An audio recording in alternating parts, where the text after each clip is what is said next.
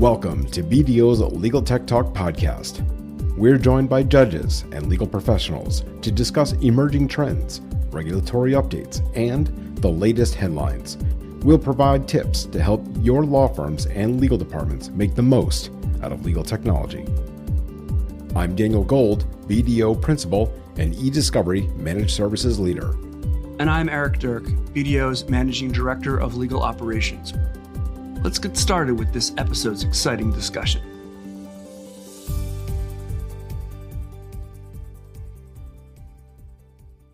And welcome back to another special episode of BDO's Legal Talk podcast. We are here again live at the Running Legal Like a Business conference, and we're very excited to be joined by Tiffany Hamilton Wynn. She is the head of legal operations at DHL. Tiffany, thank you so much for joining us. Hi, thanks for having me. Okay, so Tiffany, the reason why you are joining us here is because you have obviously a breadth of knowledge, skills, and expertise, but Eric and I sat in on your session and we are so curious about you talking about value-based billing from the law firm perspective. But before we get into all of that, tell us a little bit about who you are and other than being the head of legal operations, really what you do over at DHL. Yeah, so as you mentioned, I head up our legal operations team. We like to call ourselves Legal Innovation, Technology, and Analytics. My team specifically supports our Supply Chain Americas region, so I do have other global counterparts that we partner a lot together on a lot of our initiatives, a lot of our projects, a lot of the same processes and solutions that we're putting in place together. I've been in this space for about 10 years now, and it has been a very long journey to get to where we're going, but it has been so exciting and constantly changing. It's interesting, as a logistics company, you may have not been exposed to some of the math and science that a logistics company actually does. So tell us a little bit about your experience walking through the legal department at DHL, working for a logistics company that has all those demands on Six Sigma and means to measure and basically running their work every day with lots and lots of math and science. I did not have experience in this area when I stepped into the role. I really grew up within this role within DHL. And when I stepped into the role, legal operations was fairly new within the organization itself. So legal operations grew up within DHL at the same time I did. It was, pretty new. There was a lot to learn for myself as well as the team and the department. So you mentioned Six Sigma. There was a lot of project management experience we had to learn, and we learned that from the business. We learned that from talking to our business partners. We leveraged a lot of what they were doing in the day-to-day, just understanding what worked well for them. And we brought that into our legal department and really made it work for us. In your session, I think a lot of people have started to really wonder what's going to happen to the billable hour with the advent of AI and how all these speed accelerators are coming forward. But tell us about the vision or maybe the progressive path that you have to think about how you're going to realize that value-based billing model and context. And you guys didn't really hit on it, but I'm really curious to hear about what you guys are thinking about the implementation or introduction of AI into this whole new world. So in the session, we purposely didn't mention AI because I think there's still a lot to be seen. And I did not want to speculate because I still am not sure. We're still exploring a lot here. But one of the things that we really talked about is it's just really important to work with your stakeholders and understand your business and understand what's important to them to define that value. And it's going to be different across practice areas, across countries, even sometimes down to your individual attorney that you're working with and trying to define that value with. And so I think an opportunity where AI can come into play is when you have, historical data set. If you are able to, feed some of those, I'll say, particular pieces of information that may change depending on, country, practice area, matter type, even the individual attorney that it relates to, AI can help you get to that piece of information better and faster to maybe help you define that value and get to those relevant summaries that you're then proposing to your firms and saying, this is where we think the value is, this is where we may want to focus our pricing and help us get there. When you're talking about creating a fundamental shift, you're really talking about fundamentally shifting a very old, antiquated way that has been around for hundreds of years of the way attorneys bill, which is they bill by the hour. in order to create a fundamental shift, you have to be able to sell that too, right? And you have to be able to back that up, I'm assuming, with data points to be able to say, we're successful here, we're not as successful there, and we can run the data and run the averages, something to that effect. What is that, like that magic thing that convinces your outside counsel to believe that, oh yeah, you know what, value-based billing, we could do this, it makes sense for your company? So one of the things that we talked to our outside counsel about is we were very open and honest with what our business needed and where some of our constraints were. One of our first, I'll say, pilot, when we first started these discussions, I'll just call it a pilot. We said, you know, we're having a lot of constraints. We have very high spend here. We have a very high volume, but we really need to focus on outcomes because we're not having the best success and it's creating a lot of issues. We're having a lot of reserve issues. It's really putting a strain on our business in this specific country. So we need to figure something out. So we were very transparent, open, and honest with a very particular firm that we had a long-standing relationship with. And we just started the conversation of how can we change what's happening because the current model that we have in place isn't working. And not only is it not working because of what we're paying continuously, but also it's not working because we're not actually getting the results that we need. And so we started the conversation. We had historical data and they had their own data that we did put together. And we started to look and say, if we can achieve these types of results, then we would hope to be able to pay you, X amount. And so we didn't start just by saying, we're going to pay you this, and then, we expect these results.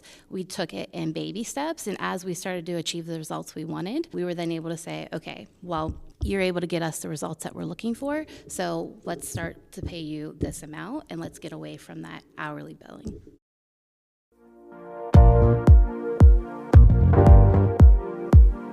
Legal teams are struggling to manage resources, maintain compliance, and adopt new technologies. BDO's legal operations team can help.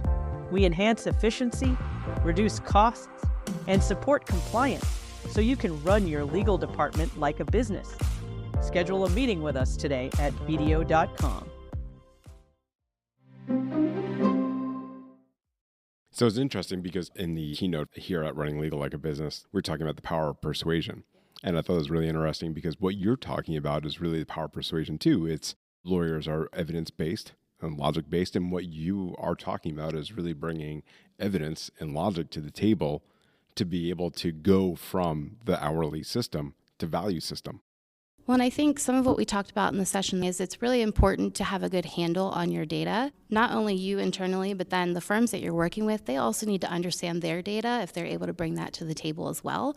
Because yes, you have the data that's available to you. It's your own internal data, but they have yours as well as many other clients that could provide a little bit better picture, and they may be able to provide a little bit more creative solutions than even you think are available. You're hitting on the golden triangle of data, which is what the law firms have, period, on you or other people, how they aggregate that, and how they figure out what rates they should charge based on the service line that they're supporting or the company type that they're supporting. Then you've got your stuff. And then one of the things that you guys talked about was benchmark data. And I think it would be interesting just to hear how you thought, because I've used benchmark data to some degree of effect, but then sometimes there's a specific context that you just can't solve, and a benchmark only gets you so far. So tell us how you used benchmarks to maybe build arguments for change.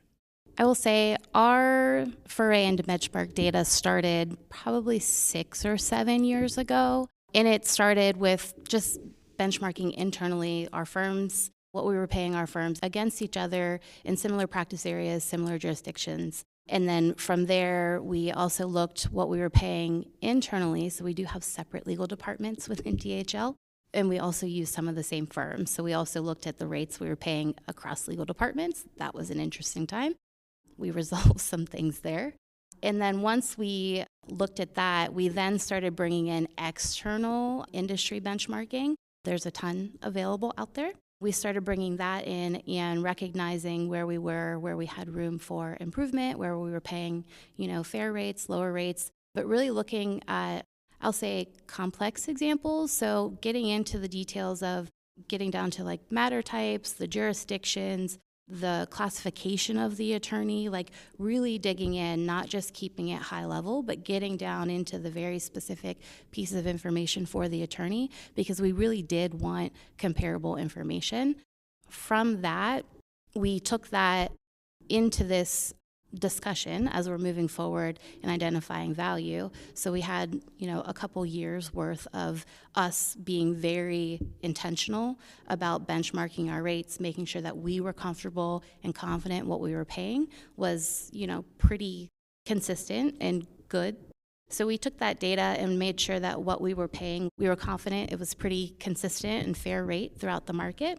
And we took that into these conversations. And when we're thinking about this value-based pricing, we're kind of anticipating, depending on the pricing model we're looking at, if it's portfolio pricing, we're kind of thinking of, the volume that we have going on and the average rate, the type of attorney that's kind of handling those types of matters and kind of doing some of that math. And for us, understanding what that may look like, but really leaving it to the firms to come back to us of what that looks like. Obviously, we're doing a little bit of our own analysis, but the firms are coming to us and saying, this is what we think this looks like. What's interesting to me is I think most people who don't understand this specific routine would think the firm has the same data as you have. And the variation of those two data sets is wild. So let me ask you this question, and this has been awesome. We definitely want to have you back. So when you're thinking about assessing, you have this formula, you have a rate, and then you have a value, you have an outcome, kind of all go together. How much did your internal lawyers actually influence the actual assessment of value? Because you might present to them, this firm at this level is charging what we think is a 25% higher rate than what we're getting from other firms in the same type of matters, regions, and all that stuff. But did your lawyers come back to you and say, well, wait, they have a higher degree of outcome? So tell me about that process, because I'd imagine that would be potentially a lot of back and forth, right? At the end of the day, my lawyers, they're the experts. They're the ones that understand what their needs are, how they need to staff their matters. I can provide recommendations based on data, based on my understanding of the industry. I am not a lawyer myself. I do rely on their expertise and their knowledge of the matters that they're handling, their knowledge of the legal industry and the attorneys that they are working with. So I do rely on their recommendation. If they're telling me that this extra 25% higher rate is valid, then I'm trusting what they are saying. I am, because my attorneys also trust when I'm saying, this is what our data is showing us, and they will say, okay. It's really about relationships, right? It's about how you build trust between each other. And that's where it kind of starts and where it ends.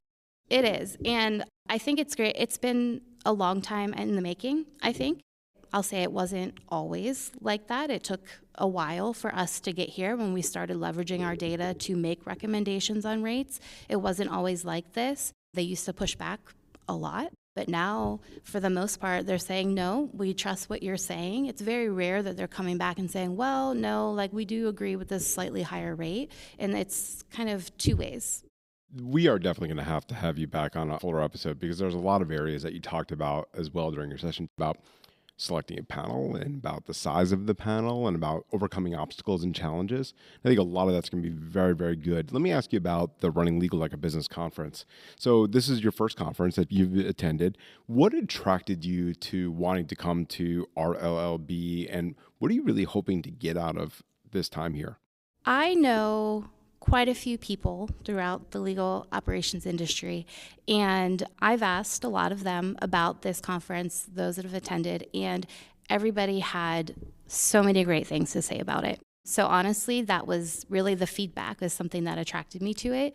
The reference to, the great content, the abundance of sessions, smaller sessions where you have the opportunity to ask questions, to converse with the speakers, the ability to network between the sessions, the one-on-one time that you can get with some of the vendors that you have interest in talking to. So kind of all of the above. It just seems like a great opportunity to talk with industry peers and really understand what the hot topics are, have the opportunity to figure out what some of everybody else's pain points are, maybe get some validation on what you're doing, what's working well, what's not.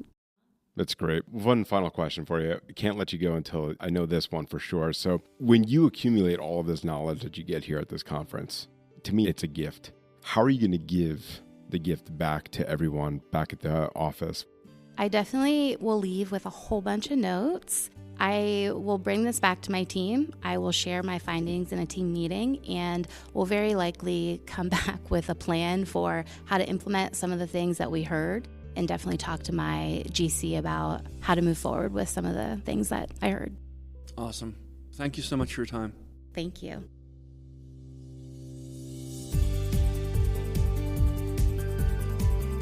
Thanks for joining us on BDO's Legal Tech Talk podcast. If you're enjoying our podcast, don't forget to rate, review, and subscribe for more episodes. On BDO.com, you'll find all of our episodes, transcripts, and ways to continue the conversation. Until next time, this has been another episode of BDO's Legal Tech Talk.